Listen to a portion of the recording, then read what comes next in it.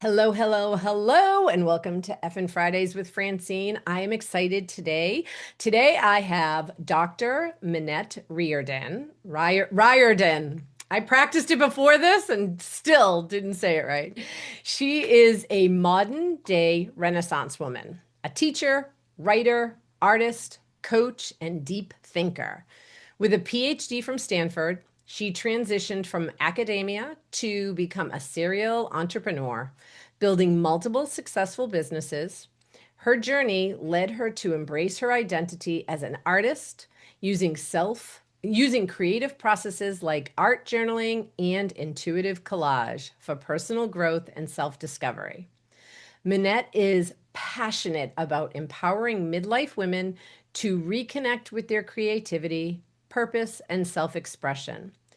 Through her coaching programs and retreats, she guides individuals on transformative journeys, helping them rewrite their stories and design their lives filled with meaning and joy. Her core beliefs include the freedom to write one's own story, the transformative power of art, and the importance of daily creativity and courage. Minette, thank you so much for being here. I'm excited to Thanks have for this having me. conversation because I am that person who, for so many years, would say, I'm not creative. I'm not creative. I have stopped saying that. Underneath, there's a little bit in there, but I've learned my creativity is different than an artist. Yeah. Yeah. Yeah, So, I love that. yeah, I mean, it's still a work in progress, but I've stopped saying I'm not creative and just I'm recognizing I'm just creative in different ways. And It's I'm such a a good place hairdresser. to, So I'm a oh, so hairdresser. So, I mean, creative. yeah, You there's are some, an artist. right. Totally. It's Yeah. just like when I thought creative, it Yeah. was, paintbrush to paper. Like to me, that Yes. was creativity. And it's a common misconception that most of us have. And somewhere along the way, like during the Renaissance, creativity became like interlocked with art, and the two were completely separate. As human beings on the planet, creativity is our birthright. It's what sets us apart from all the other species. And the true definition of creativity has more to do with problem solving and putting independent ideas together to form something new. It has zero to do with art. Art is one tiny expression of creativity. If you think about it, we wouldn't have sent someone to the moon without a combination of dreaming, believing, and engineering. And it was creative engineering and the declaration that we're going to have someone on the moon by Kennedy that got us there, right? It's a Yeah. great example. And I think that conflation of creativity as art does women in particular such a disservice because our creativity flows in so many ways. As a hairdresser, 100%. I Right. want a creative hairdresser Right. for sure. As an Oracle card reader, right? As a coach. So I definitely believe that entrepreneurship is an expression of creativity because it's your ability to bring a novel vision to life and to support Mhm. people to listen deeply. And art making is a skill that anyone can develop if you desire.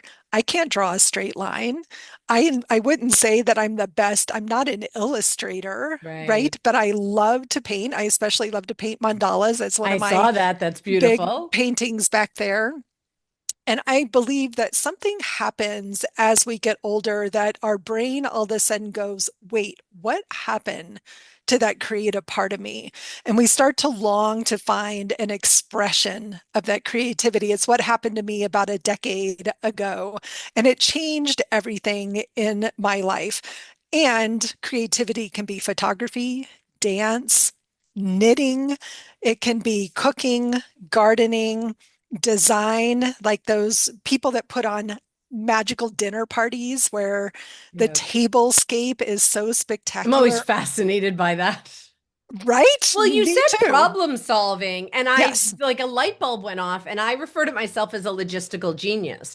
I used to run operations teams, I used to run call centers, right? I mean, that's where I thrive at solving problems. Like, I'm really Yeah. good at taking all the pieces and knowing what to do. What I'm not good at is doing something from scratch. And I learned that I'm a responder, if you know human design. Hmm. That when I learned that a few years ago, that gave me so much freedom. Yeah. Right? If somebody says to me, "What color do you want to paint your house?" I go blank. But if they say, "Do you want to paint your house blue or gray?" Oh, I want to paint it gray. Okay, light gray or dark gray? Oh, I want to Yeah. paint it light gray. But to just say blank canvas it, Yeah. I freeze.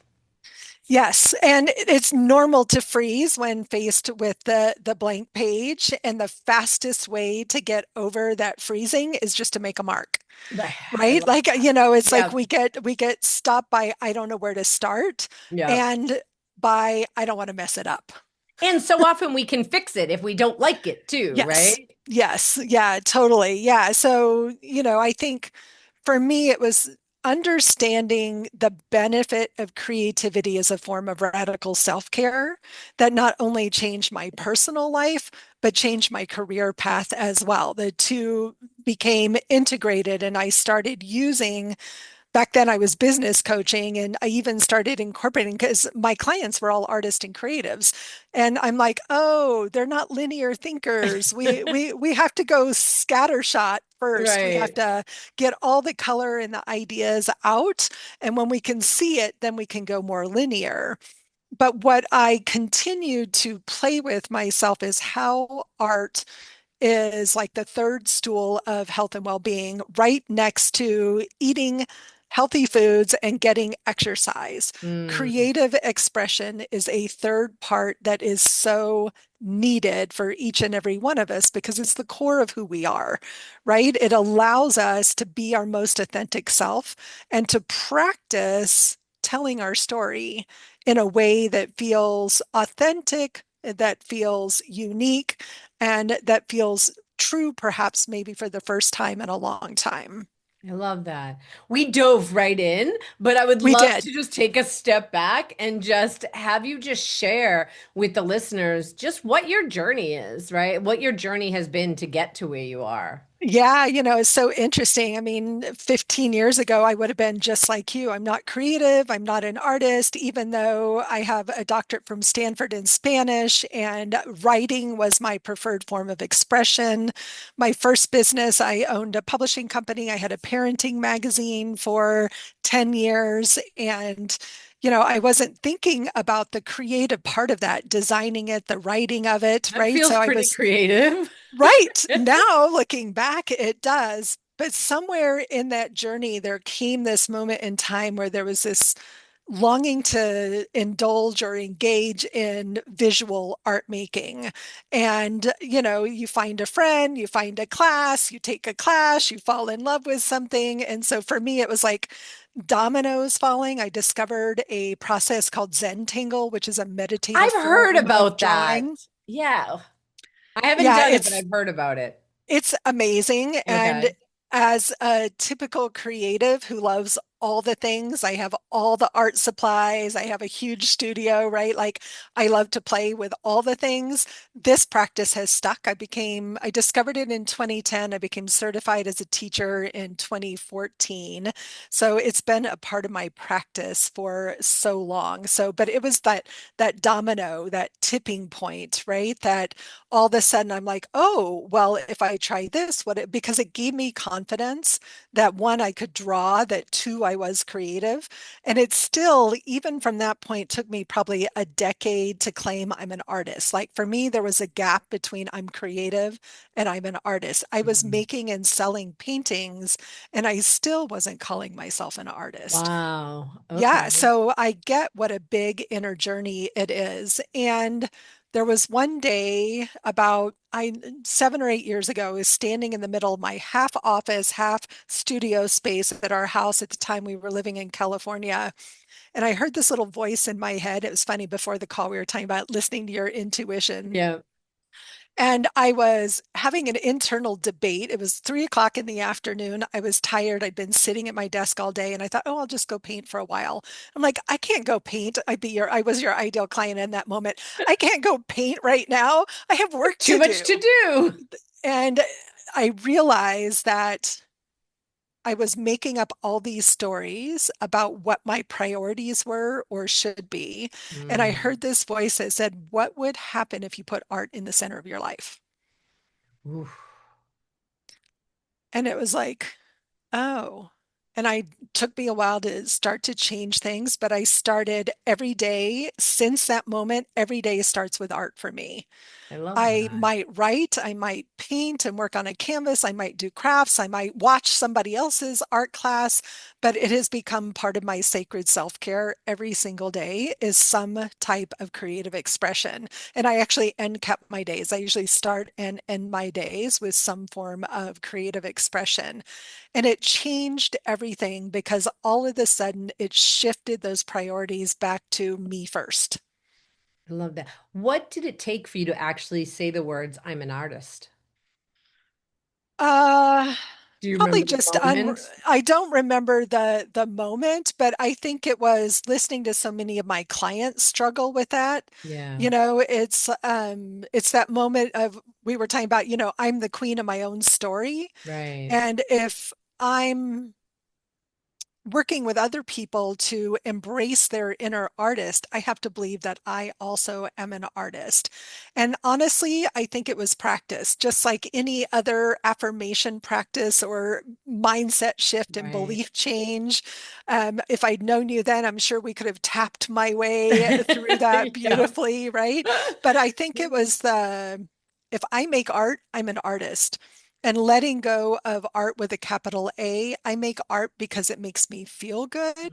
Mm, It doesn't mean I have to sell my art. It doesn't mean I have to make art that anyone else approves of. But the fact that I sit down and I make art on a daily basis means I'm an artist.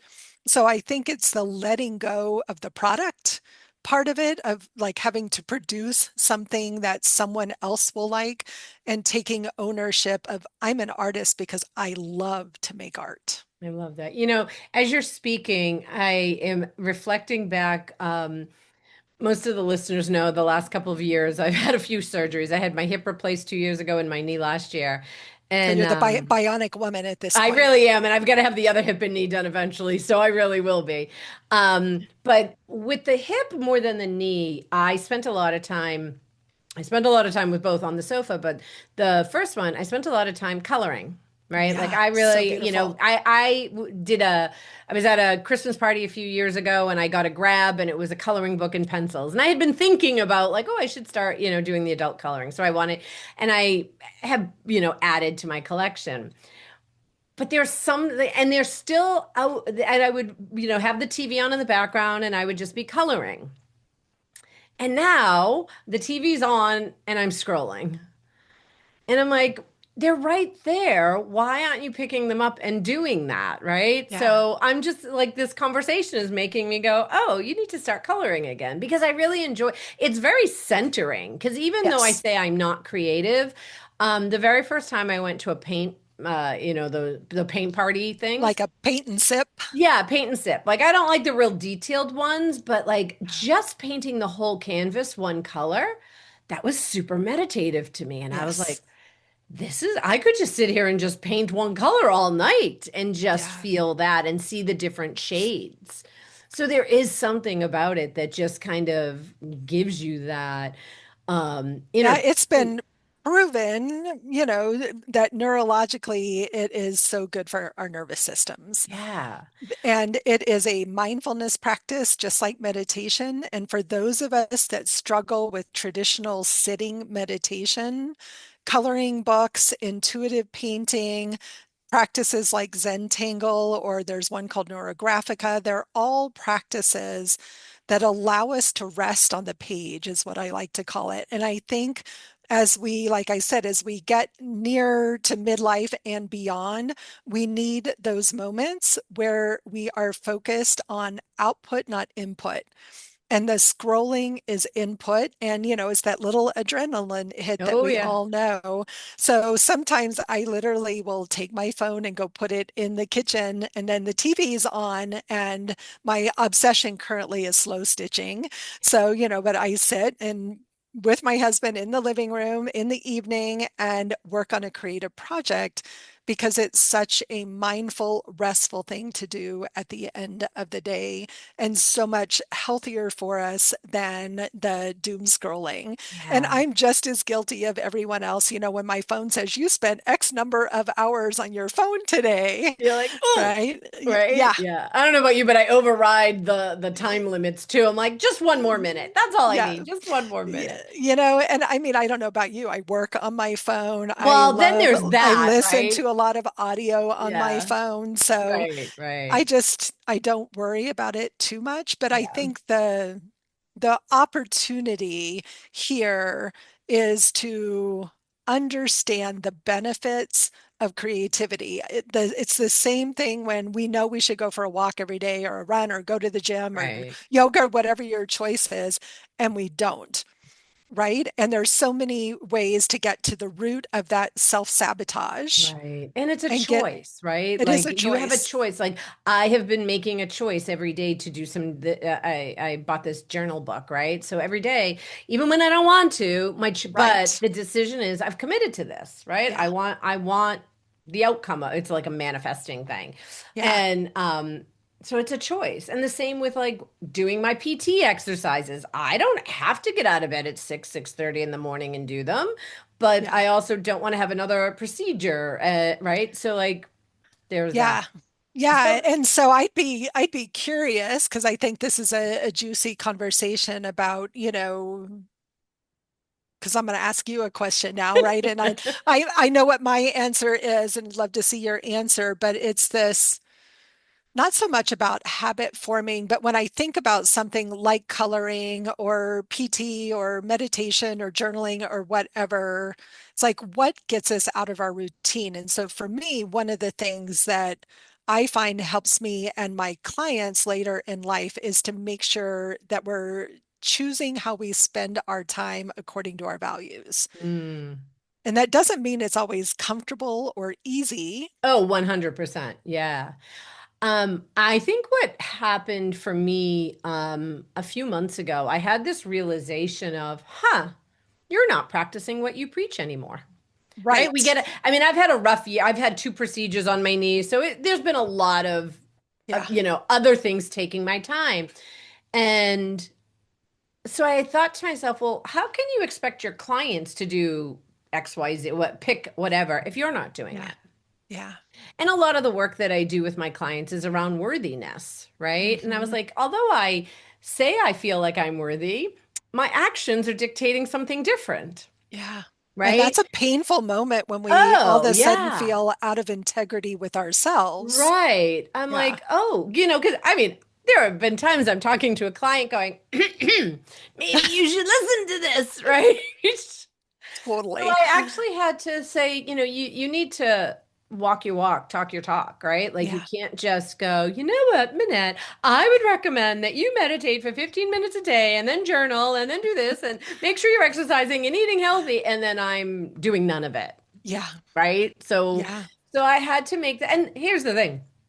Some days are better than others because I'm also human, right? Right, I right. use Insight Timer for meditation, and I think I'm on day, I don't know, 324.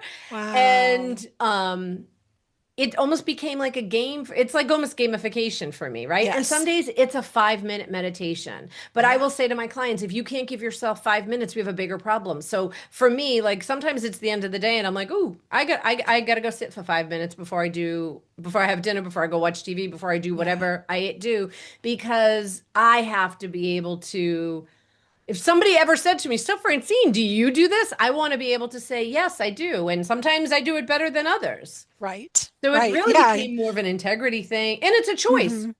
It It is. literally is a choice. This morning, I stepped out of bed and my husband rolled over and I went, I want to get back in bed and snuggle. And I went, and you're going to Yeah. go and do your exercises and your routine, Yes. Yeah. right? Because I was Yeah. real close to crawling I was back gonna into say, bed. and it's I don't know about It's where you are, cold. but it's Yes. chilly this morning. Yes. So what Yes. I ask you the same question. Yeah. So for me, and like I said, I think it's really am I living aligned with my values? Right. Integrity Yeah. being one of them, connection being another one, and it's connection to self, connection to spirit, connection to others. And how am I taking the time? Because it's a big part of what I teach we have a program called Your Midlife Renaissance, where we talk about deep connection to self, boundaries with ourself, relationship with the self being the core of a meaningful life. And it You're like my takes, sister from, I mean, I teach I, workshops on you can't be in relationship with others until you're in relationship with yourself. amen, Yeah. amen. And Hmm. I'm so excited we're going to get to meet in person next I know. year In April, in we'll have to talk in about that April in before we end. Boston. Yes. So, for me, it really is, I love what you said. It's that I do the same thing. If I'm saying something out of my mouth that says, I recommend that you dot, dot, dot, Right. right? It's like there is that gut check, right? That integrity check. Well, am I doing my version of those things that support me? Because I don't think it's prescriptive that everyone should meditate, exercise, and as a busy entrepreneur, that when you own Right. your own business, like my husband and I've been talking about this week, there's no breaks, Right. right? There's no rest. You're never off. You're always on. If somebody emails on a Sunday afternoon and they can't log in and we're available, we respond, Right. right? Which Right. there is the gift of flexibility, but it also means that I have to work extra hard. And at 60, my energy and capacity are not the same as they've always been. So I Yep. talk a lot, as you probably do too, about, you know, um, like energy, self-care, right? Like Yeah. physical, mental, spiritual, and emotional energy, and really understanding what my capacity is and when I say yes to too many things. But I know after a decade of having a very consistent morning routine, I'm grumpy if I don't do it. I Yeah. do it even when I'm on the road. And I have the luxury, I have to always remind myself of choosing my own schedule. And I get that that is truly a luxury, that I get to choose my schedule, which means I don't have to start work at 5 o'clock in the morning when I wake up like I used to do. Right. Right? That Right. I have a lovely long, and I'm a very early riser, early to bed. So I'm usually in my studio sometime between 5 and 6 with my first cup of coffee, and it's playtime first. I Nice. think that was the biggest shift, was giving myself permission to play first. Then everything else gets done, including the reading, because I'm a voracious reader, including the exercise. Like this morning, I did a new moon oracle reading. I read a chapter in a book, right? I did some journaling. I did my qigong, and I went for a walk with my husband and went and got coffee from my favorite coffee place, right? Nice. So I'm at choice.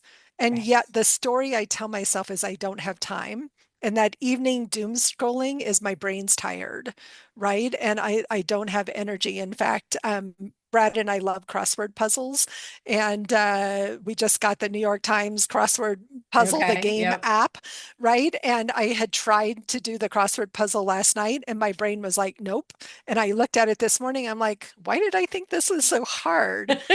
Yeah. So noticing Yep. what are the things that soothe you, support you, and sustain you at different times of the day, because I think as we age, we have to look at energy, capacity, and rhythm as something completely other than it's ever been. We don't have the capacity to push that we used to. And I don't know about, are you finding with your clients that are in midlife and beyond that, They're like, still pushing. That's they're why still we're working pushing? together. Yeah, they're still Yeah. pushing. That's why we're working together. And how do you support them through that? For me, it's with art, but there's so many different ways to Yeah, approach it. for starters, it's the awareness of it, Yeah. right? Because there is this, I often talk about the addiction to busyness. There's addiction to food, there's addiction to alcohol, to drugs, and to busyness. The Yeah. difference is you're fat, you're an addict, you're a drunk. But when you're addicted to busy, you get atta girls. You get Yeah. accolades. Yeah. And So it it's becomes really, identity driven, yeah, right? it's a Oh, mind I'm fuck. I mean, productive. it really does. Totally. Sorry, right? No, Sorry, I I should have love told you I it. swear. No, But I'll like swear right back. right, because it's like, okay, then I have to keep going. And that was an awareness I had a couple of years ago where I was like, oh, if I'm not doing, I'm not worthy. Yes, Oh shit. 100%. Okay, Yeah. I have to practice being, Yeah. right? Because we Same. so often are in that do. I mean, I do work with them on, we do some tapping and EFT, but it's just sitting. Like I have Yeah. said to clients, I want you to just sit for 5 minutes Hmm. and feel how uncomfortable that is. Because Yeah. part of it is retraining your nervous system that you're not going to die. Yes. Yeah. Right? You can actually sit for 5 minutes, and Yeah. more than likely, I mean, I can't make guarantees, but more than likely, nothing bad is going to happen to you.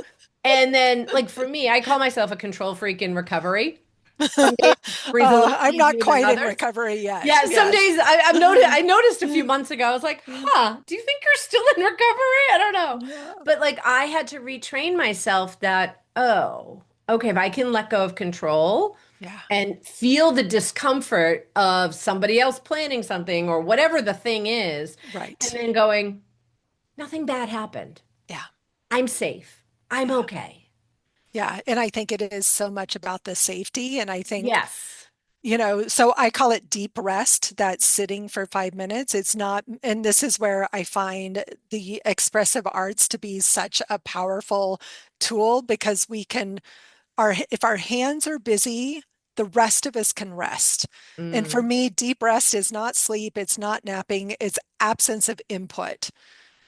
And we are so trained today to reach for input, whether it's TV, the radio, our phones, usually the TV and the phone all at the same time, Oh, the yeah. billboards. Like you can't even pump gas into your car without the little Without watching TV TV. for the Come, 32 seconds it takes to fill your tank. exactly, exactly. One of the things I've started to practice is when we sit and watch TV and my phone, I don't sleep with my phone next to me. Mhm. So it stays in a different room. So I'm not scrolling right before bed, right? Or if I wake up in the middle of the like I've had people say to me, "Oh, I saw I get message responses at 3 in the morning." I'm like, Yeah, "What are you doing?" And oh, I yeah, woke up. I'm like, the worst thing for you to do is pick up your phone.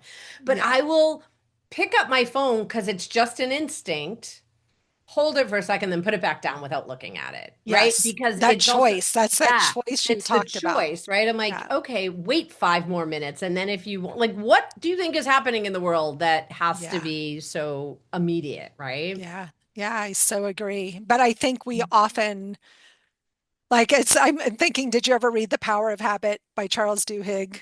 No. Brilliant, brilliant book. Even my kids loved listening to this book on a road trip one time. And Atomic Habits talks about this too. Yeah. It's we need something to replace the habit. Right? So if I Yeah. put down my phone for 5 minutes, what am I filling that space with? Could be meditation, could be tapping, could be a coloring book is a great idea, could be going for a walk, cleaning out one drawer, putting a load of laundry in the wash. It could be something that's like for me, a lot of times I'll go do the dishes. Especially in winter, I might even do them by hand because then my hands get nice and warm, Yeah. right? So it's like picking up and putting down the phone and then doing something different is a pattern interrupt. So for me, the art making in the evening, the coloring books is a brilliant example, is a pattern interrupt from doom scrolling on my I phone. love that. I quit smoking cigarettes 30 years ago. And it wasn't, nicotine's out of your system in a week. It's the what the F do I do with my hands? Yes. Like my And daughter chews her nails, uh-huh. same type of thing. I would loom potholders. Yeah, They were this big, perfect. they could not do anything. But I lived with my sisters at the time and they would come home from I was laid off. So not only did I quit smoking, but I didn't have a job to go to. So I would make these potholders all day and they were like, you make me one more potholder, I'm gonna shove it up your ass. Like enough already. But I needed to keep my hands busy Yeah, because that was the biggest thing. I mean, years later, I still would get in my car and go to reach for a cigarette because that yes. habit was Yeah. so ingrained in me. Yeah. So It's yeah, like the Friday night glass of wine. It's, right. 5 o'clock on Friday, right? Well, my husband and I, we were supposed to have steak last night, but after we cooked it, it did not. It came out of the freezer. It did not smell well. But I was like, "Is it wrong? Mm. I want wine." Like my brain is like, "Steak, have a Yeah. glass of wine." Right? We Yes. didn't, but I was like, instinctually, I was like, Yes. "It's wine night," right? Because Yeah. you're having red meat. Yes. I want to kind of talk a little bit about, you described midlife as a A renaissance. renaissance, and not a crisis. Mhm. So, what helped you to see it that way? And can you dig in a little bit more? And Yeah, yeah, sure.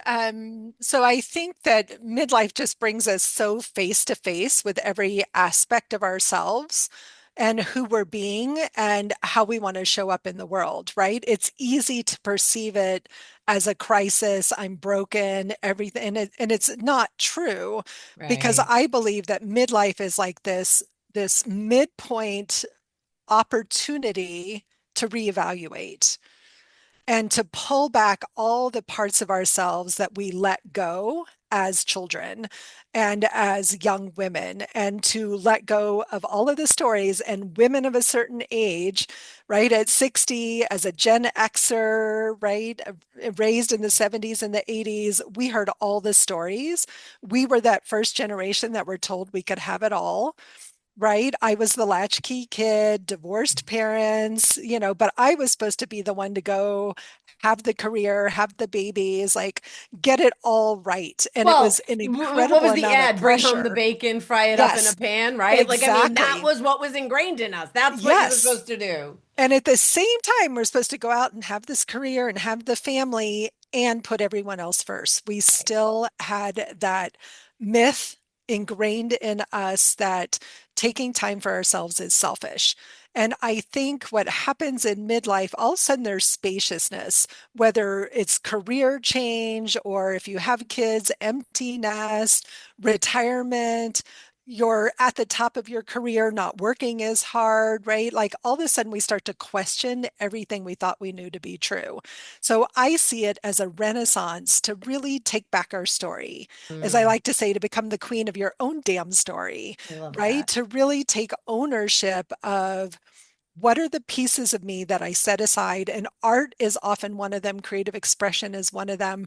For one of my clients, it was swimming. She's like, swimming makes me feel so good. And I stopped making time for Mm, swimming for no reason other than I was putting my job first, right. right? Then my family, then my spouse, right? And I'm way down here at the bottom of the list. I'm sure you see this with your clients Oh, all yeah. of the time.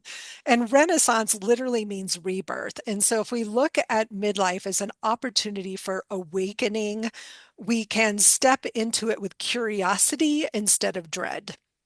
I love that. So the things that really get in sort of call our attention. And so I love that you call yourself a spiritual business coach because I'm sure you see this with your clients as well, where I'm working with them on the personal side, all that is impacting us in our businesses as well.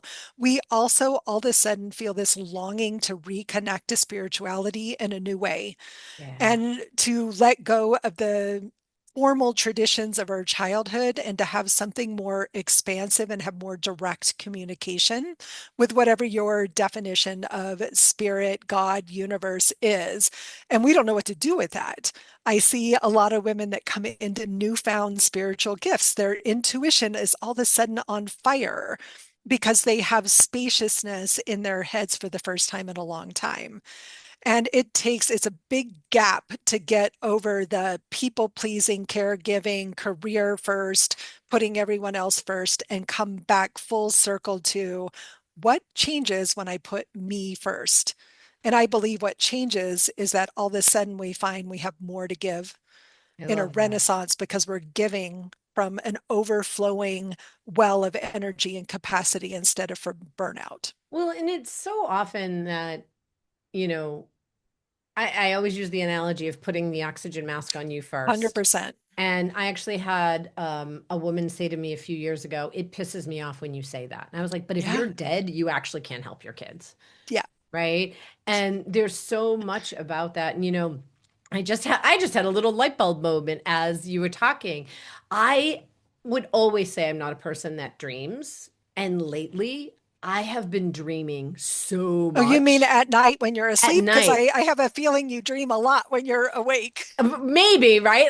Well, it's interesting because I've gotten better at this. My husband is more the dreamer. When we were buying this house 24 years ago, we'd walk into houses and he'd be like, well, if we take this down and we do this, I'm like, oh my God, we're just So buying the he was the house. visionary. He's the bit, right? Like Yeah. he's the has the ideas, but I'm the person who knows what needs to happen. I'm the logistical genius who's going to get it done. Yeah. You're the He doesn't have that. implementer, right? Right. And So yeah. that overwhelmed me, right? So I Yeah. have learned to let him have his dreams, whether they happen or not, but I've Yeah. learned to not just, like poo-poo them.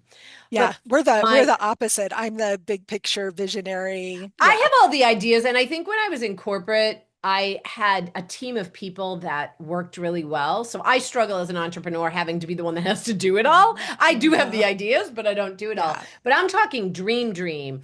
And I Mhm. think, because you said creating the spaciousness, because of the work I've done and the shifts I've made over the last few months, I Yeah. think it's creating that at night.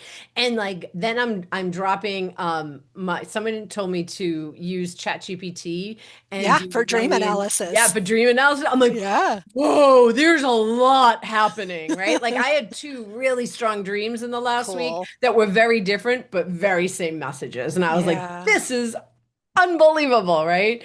But Yeah. it really is when you create that spaciousness, because I was always the person who was like, I don't dream.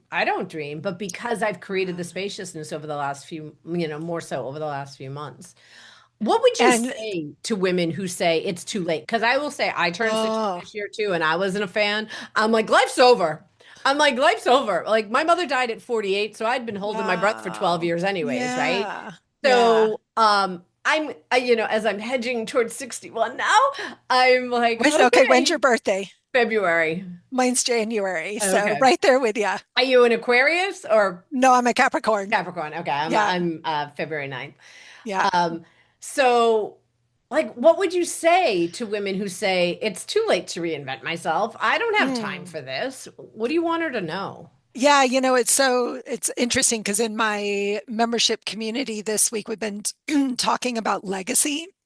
And Mm, we often think it's too late because we're thinking we have to reinvent ourselves in service of someone else or in service of what are we leaving behind, as opposed to reinventing myself means that I get to enjoy my life. And so I had the same crisis in 60. First time ever, like I felt weird I about a don't know what it was birthday. about 60 because I don't Oh, use I feel like 60, you're old. You're just old. Like yeah. And and I I'm like, found but I'm myself not. buying into that story and thinking, I'm on this downhill slide, but I don't believe that. And I believe in longevity, right? Right. And realistically, my parents are both in their 80s. I'm going to live to 90. That's Yeah. 30 fucking Yeah. years, Yeah, I don't right? have a lot of longevity, so I'm like, ooh, I mean, my Yeah, dad so lived into you're his so you're 80s. Yeah. celebrating every Right. single year, right? And Yeah. so I think one of the stories I love to tell about when women say it's too late, my husband's grandmother got a PhD in biochemistry in her mid 60s just because she could. Okay. Biochemistry, right? Like, because she was a very curious person. It was Yeah. interesting to her. So I don't think it's ever too late, but it has to flow from purpose and values and not from this, I have to do something to impact the world. Where Right. we get caught up is in always creating for others as opposed to, I'm reinventing myself because I want to live my life to the fullest. I want to enjoy my days and I want to be a living legacy. Like I want to touch people's lives, whether it's the clerk at the grocery store that I smile and say thank you and have a great day, Hmm. to one of my clients, or having beautiful conversations with my kids or my aging parents, right? Because I am deep in the dealing with aging parents stuff right Right, now. right. It is not fun. And we had to clean out my dad's house of 30 years last year, and we moved him from Texas to Colorado or to California. He had never lived any place except Oh, Texas his entire 83 years. oh wow. right? And so it was a big effing deal. Yeah. And so what I'm noticing in this energy of reinvention is it's not too late to be the best version of yourself, because when Mm, you're the best version of yourself, life has meaning, it's enjoyable, and you touch, it has that ripple effect of modeling for everyone around you. Oh, look at what she's doing, right? What is she doing that her life is filled with meaning? I love that. And I it love looks that. different for everyone, right? So, what are some creative rituals that can help women open the door to, the side of them if they've never done it before, right? Like I had to Yeah. just stop saying I'm not creative and look at the ways that I am creative, right? First, yeah, like you answered your own question. The first Okay. thing to do is to look at the ways that you're already being creative and ask yourself two questions. One, is there something I used to do that I said, oh, I'll do that again when I have the time? Because we tend to put off dream projects until we retire. And Mm, I'm here to say, like, do not wait until you retire to do these things, because your life has meaning when you do them all the way along. So for some people, it might have been writing. I can't tell you how many people in my community, as a coach, I'm sure you hear this all the time. Everybody wants to write a book, right? I don't want to die without writing a book. right, And, it's like, well, write the damn book. It's write the story, or maybe it's travel. We think, oh, I'll wait till I retire to travel. Well, we just don't know what's going to happen, right, right. right? And so I think stop waiting for whatever it is one part of the answer. And then making a list of what feels undone in your life from a creative perspective. Is there a project like take over a room in your house and turn it into a studio? Is there, and people get overwhelmed a lot of times because you think about all the supplies that are needed, right? Like, how simple can you make it? As an entrepreneur, I have spent decades being genius at overcomplicating everything. And I think what I learned in my 50s was stop it, right? Yeah. Stop complicating and start simplifying. So when I think about creative ways to start, one of the best is coloring books. The second best is just doodling. Oh, I Like, love that. Yeah. here's a fun one that would align well with your work. Like in meditation, a lot of people do a body scan, Hmm. a Hmm. head to toe body scan. Yeah. Draw the body scan. For people that are kinesthetic and visual, that have a Yeah. hard time sensing what's happening in their body, a simple exercise like draw a stick figure on the page and then do a body scan and use color to check in with the different parts of your body. I love that. All Like, right. it does not have to be complicated. Make your own set of affirmation cards is another fun one. I If you're am someone making them. I have an artist actually designing them, but designing I, them, yeah, yeah, grab, so watercolor is one of the yeah. best tools to overcome your fears, because it requires either no knowledge or a lot of knowledge, and it is the best for creative play with complete detachment from outcomes. So I think the starting simple is one of the best things. Like, you just have to start. Go take a class. Go My find a gosh. local paint your pottery place or a paint and sip and get your hands painty. And once you get them painty, you will never want them unpainty again. I love this. Oh my gosh, I could talk to you forever. Yes. But I am aware of the time. I love to always ask this question. What is one thing you live by that you want to share with the listeners? Living according to my values, I love I that. think, is so important. And so often, either we've never done core values work, or if you worked in corporate, it can seem trite and empty. Yeah. But when we really sit and look at our core values and turn those values into actions, right? Like, my actions are driven by my values. Like you said so beautifully earlier, oh, I realize I'm out of integrity. I'm Yeah. saying one thing and I'm not doing it. It's like, oh, well, it's just a course. It allows me to course correct and make new decision based on what I'm actually saying is meaningful to me. Nice. I love that. We will put all your information in the show notes, but you want to just share with the listeners where they can find you? Sure. My website, MinetteRiordan.com. I'm pretty much Minette Riordan everywhere on the Perfect. internet, Facebook, Instagram, LinkedIn. I have a YouTube channel called Painting in Your PJs with Minette. That's really a fun place to hang out and get introduced to the idea of using art as a process for Nice. self-discovery.